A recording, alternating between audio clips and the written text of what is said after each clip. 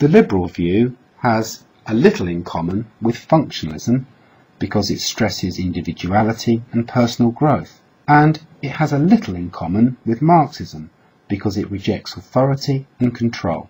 The liberal perspective on education rarely gets the kind of attention that Marxist and functionalist approaches do. Yet it's very relevant to the British system because many of its principles were quite fashionable during the 1970s.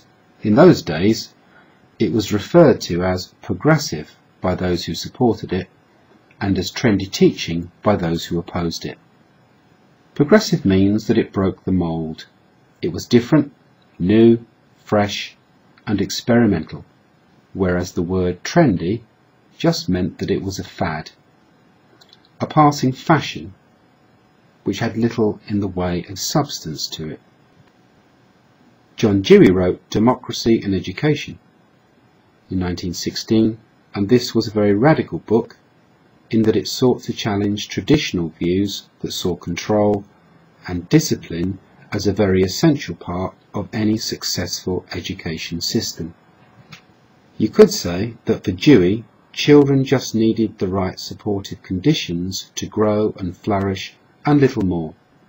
He saw teachers as too controlling, and learning tables and spellings off by heart, what we call learning by rote, did nothing for the child's development, and much of that knowledge soon became out of date anyway. They should learn to be independent young people through their own autonomous development. In short, they should be far freer to develop their people skills, as these are the skills they need when they're older, and they certainly wouldn't learn any of those by simply obeying and carrying out repetitive exercises. Perhaps the title of his book, Democracy and Education, tells us much about his ideas, that you all have an equal voice, a real say over how things work. There are few students who'd say any classroom is run like a democracy, where the students and the teacher have an equal say about how, when, and if teaching and learning takes place. So although there isn't much of a democracy in education, Dewey thought there should be. Now we can look at Ivan Illich's study, Deschooling Society. Illich had very little to say that was positive about the education system.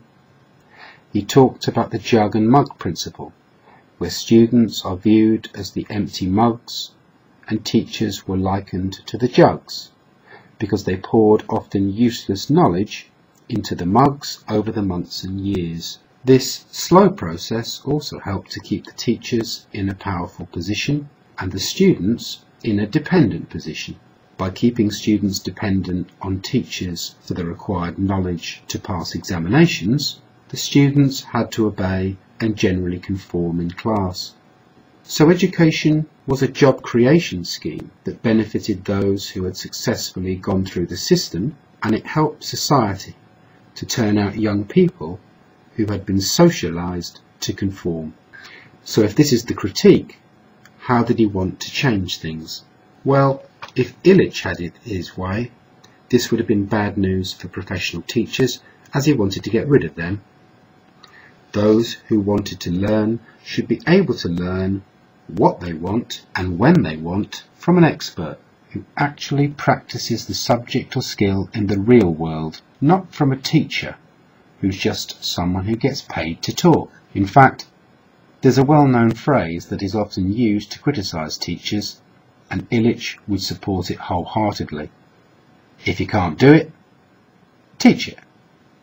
So formal schools would be abolished, and communal learning centres or libraries for all ages would be used by those seeking knowledge or skills.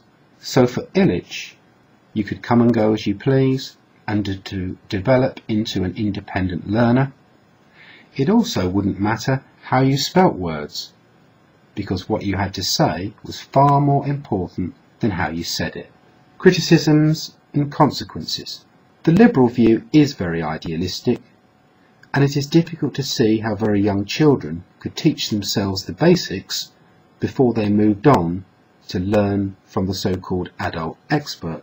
Where the liberal approach has been implemented by those committed to it, there are often significant discipline and disorder problems.